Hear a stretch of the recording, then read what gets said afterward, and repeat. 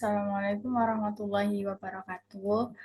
Perkenalkan, kami dari kelompok 1 dari kelas Sistem Informasi 2021A Universitas Negeri Surabaya.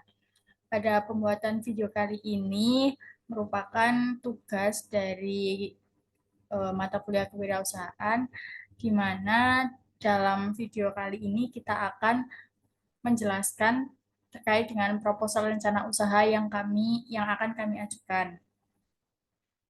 Baik, di sini kami akan mengajukan proposal usaha yang berjudul Resource House, di mana dalam proposal ini terdiri dari beberapa orang. Yang pertama ada saya sendiri, Rahma Fatihah Tauhid dengan NIM 2105 1214003 sebagai ketua. Kemudian ada Nuria Kumalasari dengan NIM akhir 059, ada M. Fares Pania Marcelino dengan NIM akhir 047, dan ada Mas Adi Maulana Saputra dengan NIM akhir 051. Dan di sini sebagai dosen pembimbingnya yaitu Bapak Ika Dek Dwi Nuriana. Nah, pada video kali ini kita akan menjelaskan terkait dengan usaha yang akan kami tawarkan, di mana usaha yang akan kami tawarkan yaitu berjudul Risol Laos, di mana Risol Laos ini merupakan jajanan ringan dengan isian yang bermacam-macam seperti sosis, telur, mayones, sayur-sayuran, dan masih banyak lagi. Cemilan ini cocok dimakan untuk penunda lapar jika sedang sibuk kerja ataupun mengerjakan tugas, dan cocok juga untuk yang sedang sedih. Nah, jenis usaha dan lokasinya yaitu nama usaha kami adalah Risol Raos dan jenis usahanya yaitu kuliner atau jajanan. Untuk alamat usahanya sendiri ada di Jalan Ketintang, Kecamatan Kayungan, Surabaya, Jawa Timur, nomor 60231. Sebagai penanggung jawab, saya sendiri, Rahma Fatihah Tauhid. Kemudian ada akun usaha kami yaitu risolsales@gmail.com. Nah, berikut adalah untuk deskripsi usaha yang akan kami tawarkan. Risol Raos merupakan sebutan dari produk yang kami tawarkan oleh kelompok kami, dan risol Raos merupakan kuliner jajanan perpaduan antara sosis, telur, dan mayones. Penambahan sosis dan telur pada isian risol dapat menambah cita rasa yang lezat dan unik.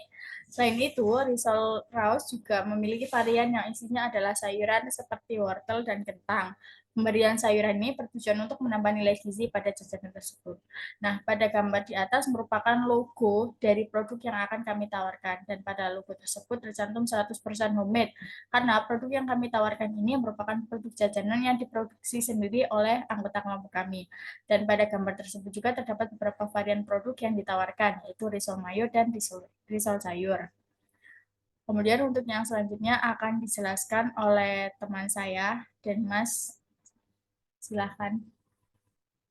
Baik, untuk selanjutnya yaitu rencana operasional usaha. Yang pertama, pelaksanaan proses pembuatan risol. Berikut adalah langkah-langkah atau proses dalam pembuatan produk risol kami.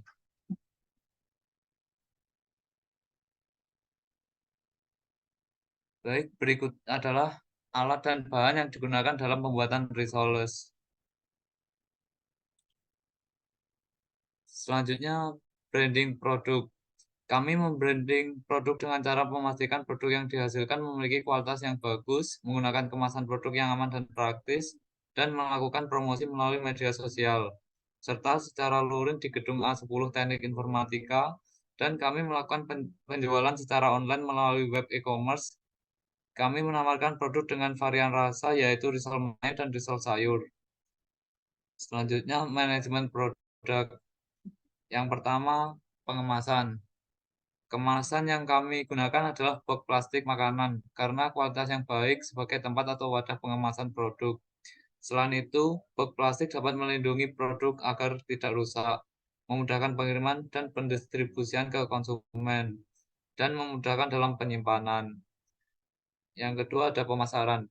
Kegiatan yang dilakukan untuk memperkenalkan produk Risoles kami yaitu dengan promosi melalui media sosial seperti WhatsApp dan Instagram, serta secara luring di Gedung A10 Teknik Informatika UNESA.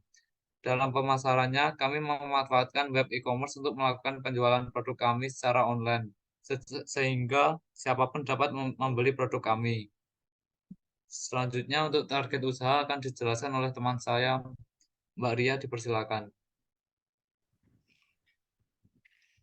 terima kasih. Selanjutnya ada target usaha. Yang pertama, strategi pemasaran. Pemasaran pada produk visual ini akan dilakukan secara offline dan online. Cara offline yaitu dengan menjual secara langsung ke lapangan, dan sedangkan untuk cara yang online dengan memanfaatkan platform di media sosial. Yang kedua ada konsumen sasaran. Sasaran konsumen pada usaha produk visual ini ditujukan kepada kalangan anak-anak usia yang dimana mereka menyukai cemilan praktis dan cocok untuk dinikmati di berbagai kesempatan. Yang ketiga, wilayah pemasaran.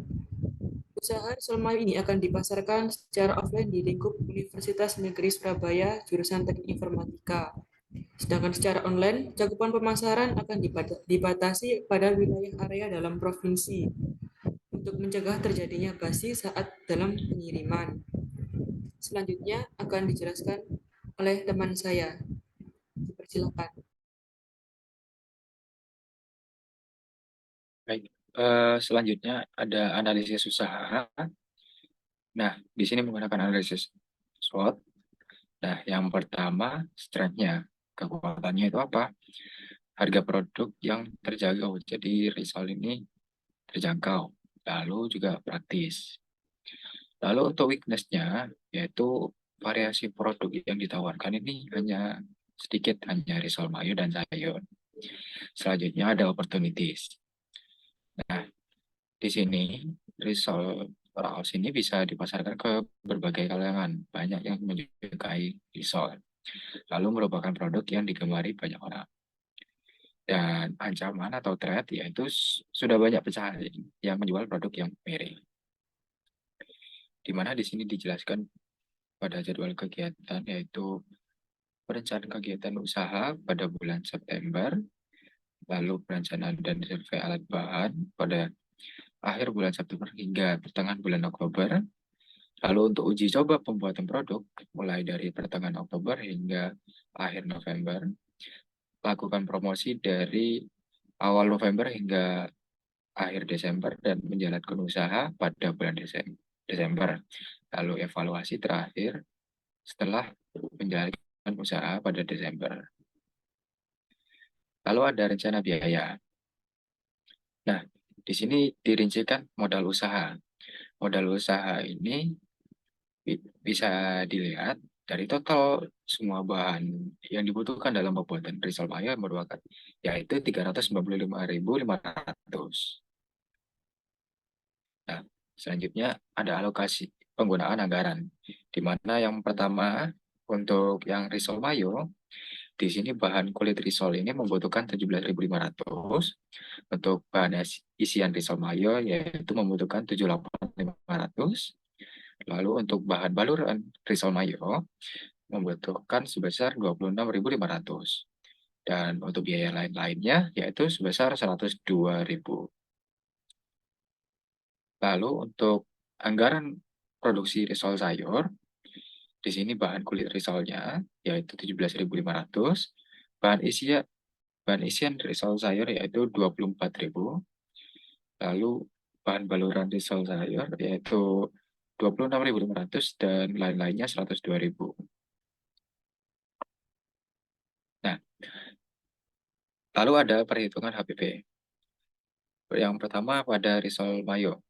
Di sini apabila di total semuanya yaitu 718.000.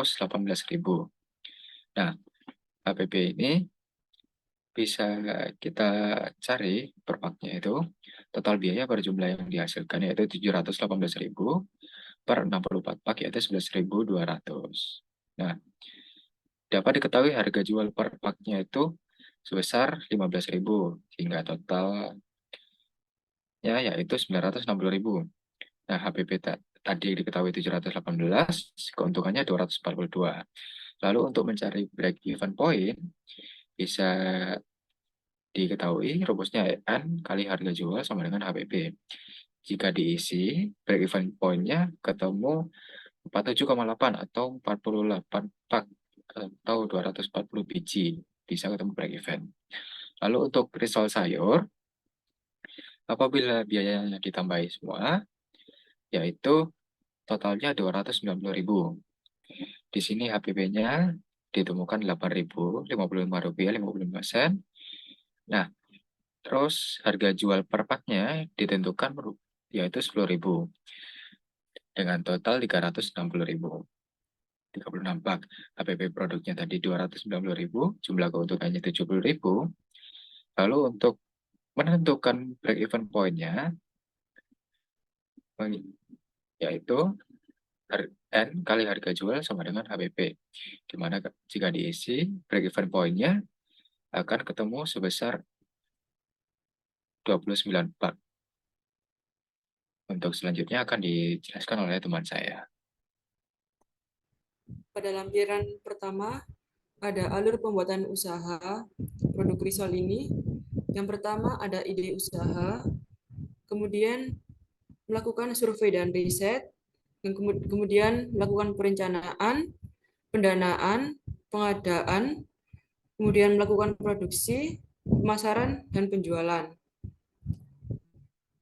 Esai pada produk risol ini, kewirausahaan adalah salah satu kekuatan pendorong perekonomian yang paling penting di negara ini. Pada mata kuliah kewirausahaan ini memberikan peluang bagi kami untuk mengembangkan keterampilan berwirausaha, merangsang kreativitas, dan berkontribusi pada masyarakat. Dalam mendorong sektor kewirausahaan, penting untuk mengidentifikasi peluang bisnis yang berpotensi berhasil dan memenuhi kepentingan serta kebutuhan pasar.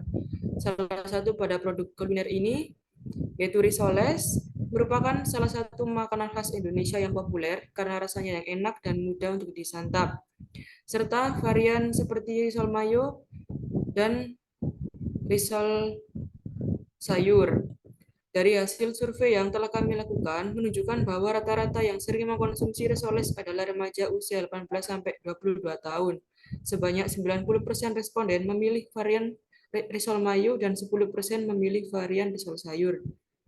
Selain itu, responden memilih risol sebagai cemilan favorit karena risol sendiri memiliki rasa yang enak, harga yang murah, dan mudah ditemukan.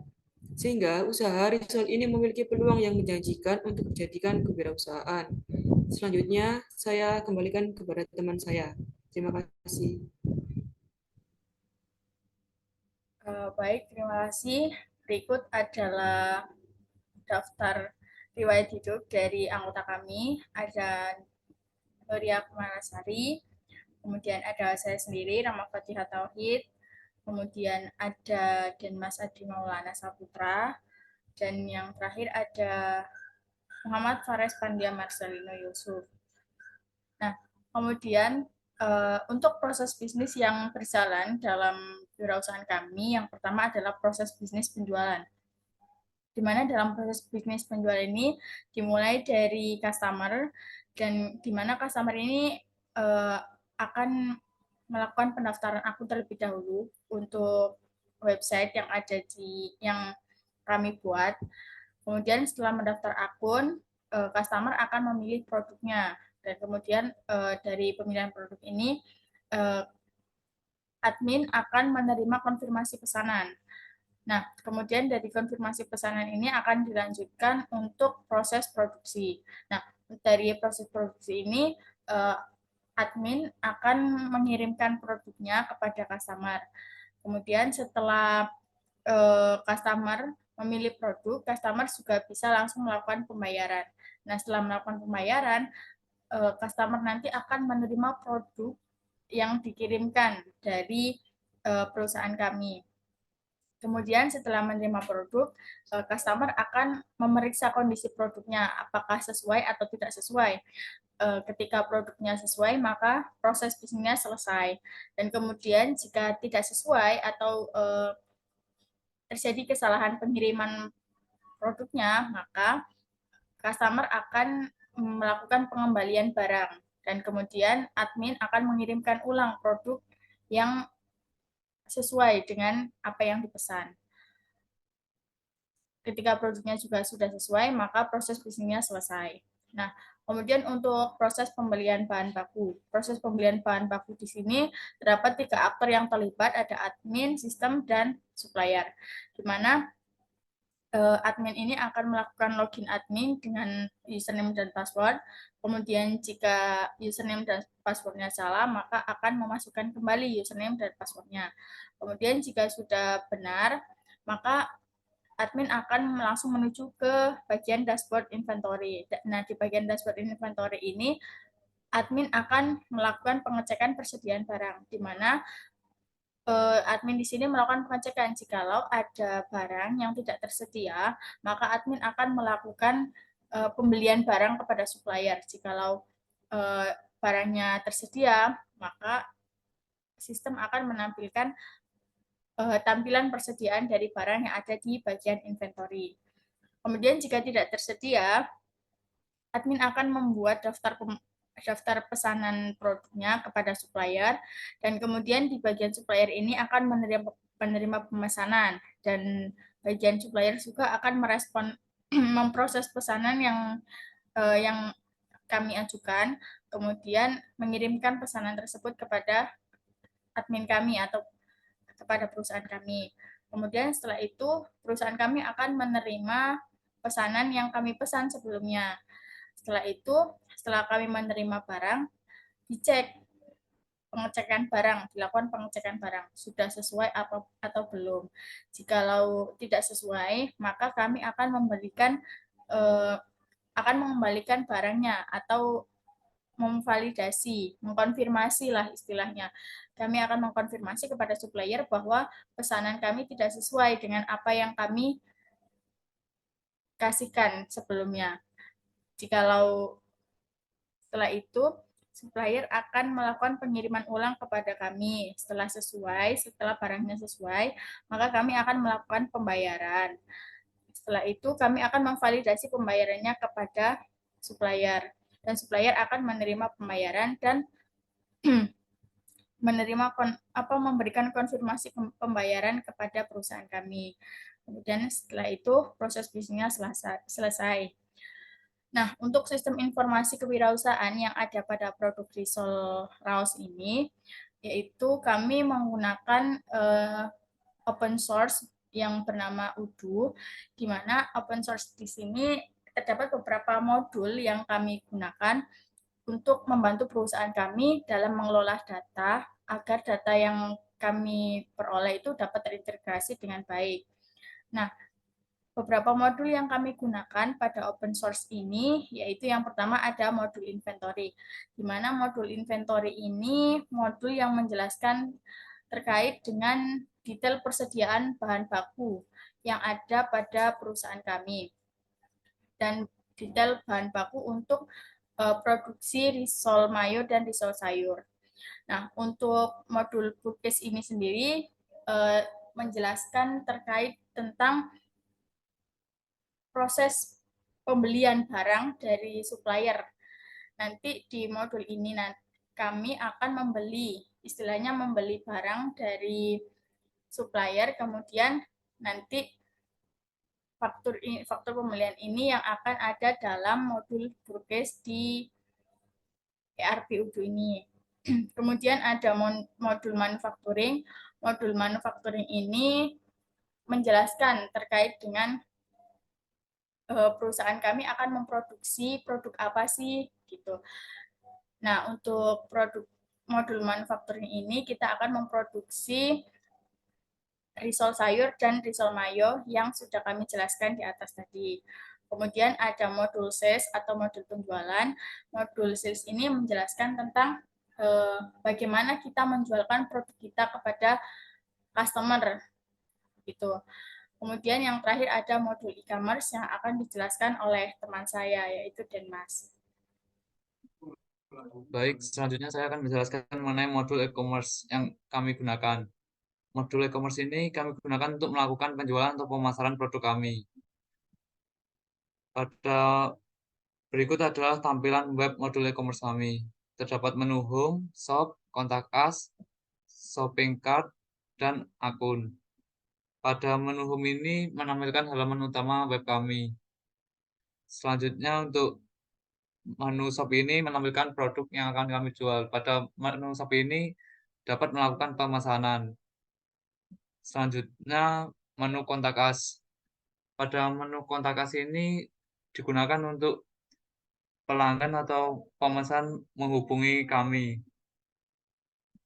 Selanjutnya ada menu shopping cart yang berisi jumlah atau jumlah pemesanan yang akan di check out. Selanjutnya ada menu pembayaran. Mungkin itu saja yang dapat saya sampaikan. Saya kembalikan ke teman saya, Rahma.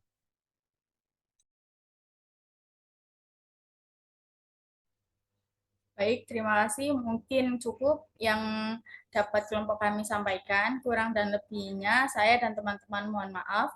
Terima kasih. Wassalamualaikum warahmatullahi wabarakatuh.